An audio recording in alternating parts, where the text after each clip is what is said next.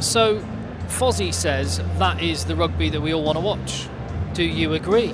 Have you just finished watching New Zealand versus Uruguay, or did you kind of turn off towards the end? Obviously, if you're Uruguayan or New Zealander, you would have watched that avidly. I sat here in the stadium and I watched it.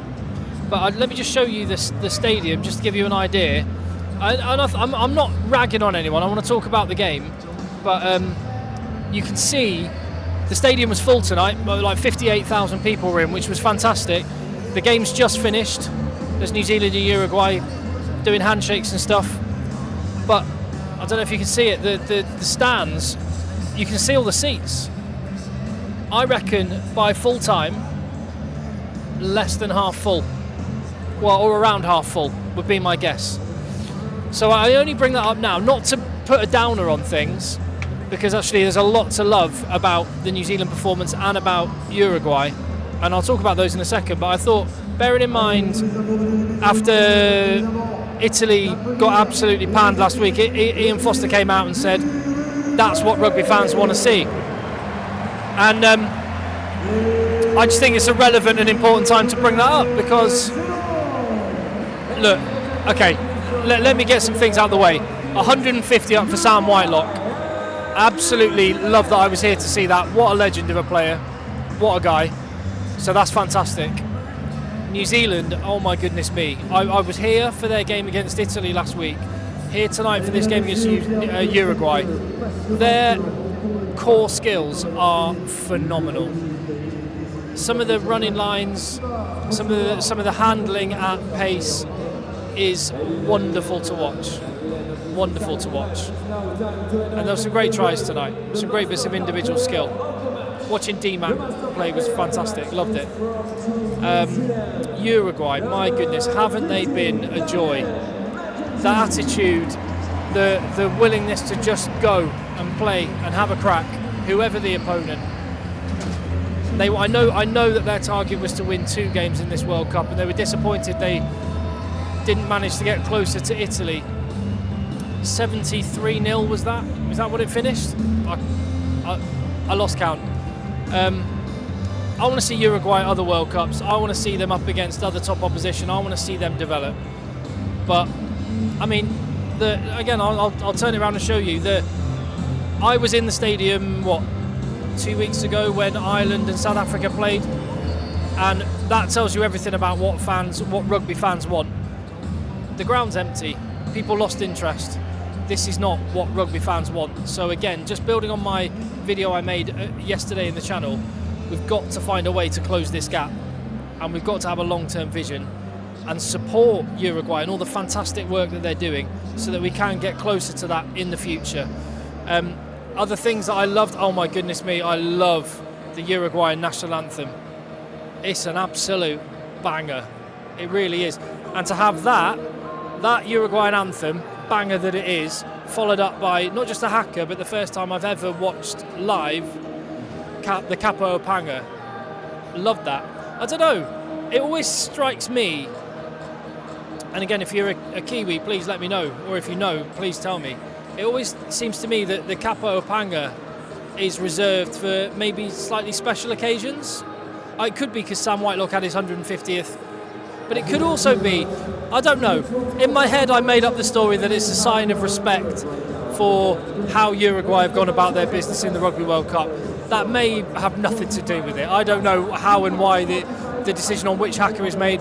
I just know that the crowd loved it when they go down into the position for the Capo Panga, and I loved it. Hairs on the back of my neck were on end. It was brilliant. Fantastic opening exchange. That moment where Gaston Mires, the right winger for Uruguay, just gassed it around, was it Lester Fainganuku? Just gassed it around. I mean, Fainganuku had got his own back with at least 3 tries that I counted, might have been more. But yeah, you thought they were going to not cause an upset, never thought they were going to cause an upset, but you thought that they were going to soak up all that pressure and maybe then hit New Zealand on the break. As it was, I think Uruguay will get a lot out of this tournament. One of the things I think they're going to learn is that there is a time to put boot to ball, there is a time to play a little bit of territory, relieve a bit of pressure, but they were determined just to attack every single phase, and that meant that when the ball was inevitably turned over by New Zealand, there was space all over the place, which New Zealand took full advantage of in the end. But they did balls up a few. Excuse me a second.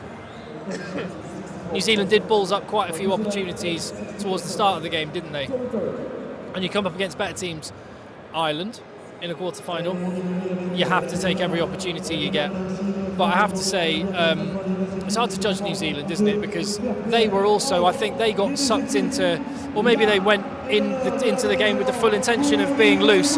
Hold on a second, I'm going to turn this around so you can see this. Oh, wrong one. There we go. Uruguay coming through the tunnel. For the people that are still in the stadium, understandably getting a good round of applause, appreciation for what they've brought to this tournament. I absolutely love Santiago Arata. Manuel Ardao, their flanker, not a big guy, but he's an absolute warrior.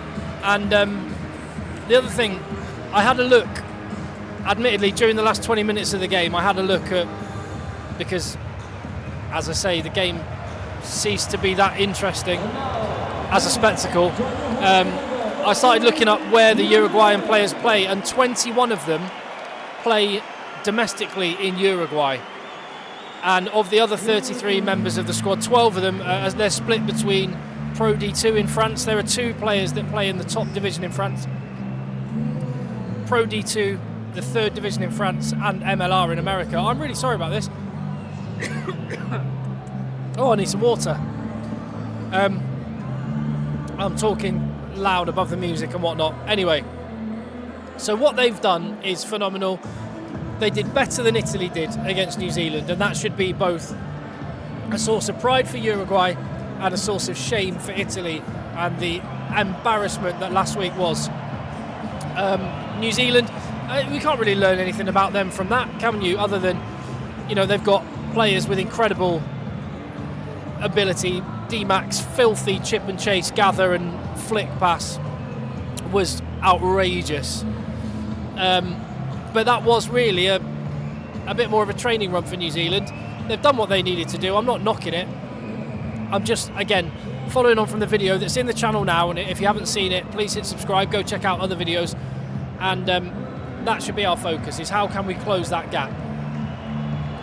And that's not knocking New Zealand, that's more throwing support behind Uruguay.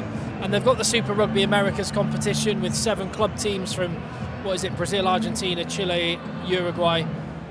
How much bigger, how much more support can we give that in the years ahead? Sorry, some of the kids of the Uruguayan players are running around the pitch. Nearly got ran over by Ethan Blackadder doing some fitness work. So I love the fact I'm here again. I'm looking forward to being here tomorrow night for France v Italy. New Zealand got some game time in the legs of some of the fringe players. They look slick. New Zealand look really slick. And the Joe Schmidt effect with their attack, some of the shapes that they're getting into in attack look really dangerous, and already salivated at the prospect of Ireland versus New Zealand in the quarter-finals. Although, big game on Saturday before we get there, and I'll be there for that one in Paris as well. So thank you very much for your support on the channel. I really appreciate it. Bit blown away by how well it's gone in this World Cup and this year. Started thinking, oh, go on, I'll give the YouTube thing a go back in February, and it's been amazing. And here I am talking to you, and I love the fact that I've got your support. I appreciate it, and I will see you on the next one.